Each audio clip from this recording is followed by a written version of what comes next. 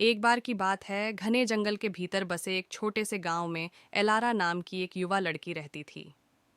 वह अपनी अतृप्त जिज्ञासा और सत्य की खोज के प्रति अपनी अटूट प्रतिबद्धता के लिए पूरे गांव में जानी जाती थी, चाहे वह उसे कहीं भी ले जाए।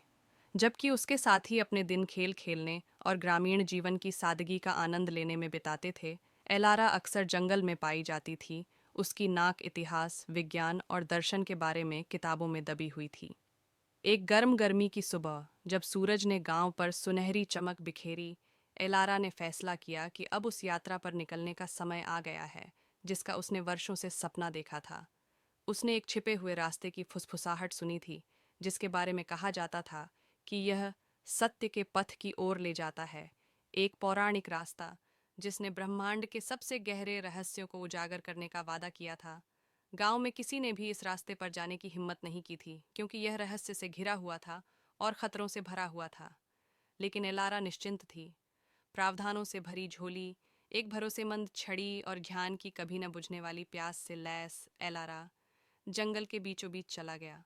घने पेड़ ऊपर मंडरा रहे थे, उनके पत्ते सावधानी की फुसफुसाहट की तरह सरसरा रहे थे। रास्ता ऊंचा हो गया था, घने झाड़ झंखाड़ से ढका हुआ था और सुलझने की प्रतीक्षा कर रही किसी पहेली की तरह मुड़ा हुआ था। फिर भी एलारा ने सच्चाई की खोज करने की अपनी इच्छा से प्रेरित आंतरिक दिशा निर्देश द्वारा निर्देशित होते हुए आगे बढ़ना जारी रखा। जैसे जैसे वह जंगल में गहराई तक जाने लगी, चुनौतियों का सामना करते हुए दिन हफ्तों में बदल गए, जिन्होंने उसके संकल्प की परीक्षा ली। उसने दुर्गम खड्डों को पार किया, कोहरे से ढकी घाटियों के माध्यम से नेविगेट किया और मायावी प्राणियों की चौकस निगाहों से बचती रही। लेकिन इन सब के बीच एलारा के दृढ़ संकल्प और सत्य के मार्ग के प्रति उसकी अटूट प्रतिबद्धता ने उसे कायम रखा। एक रात, जब वह कैंप फायर के पास आराम कर रही थी, एक बुद्धिमान बूढ़ा उल्लू पास की एक शाखा पर बैठा और धीरे से चिल्लाने लगा। एलारा ने ध्यान से सुना, यह महसूस करते हुए कि उल्लू के पास उसके लिए एक संदेश है। डरावनी सुरीली आवाज में उल्लू बोला, युवा साधक, सत्य का मार्ग हमेशा सीधा और स्पष्ट नहीं होता है।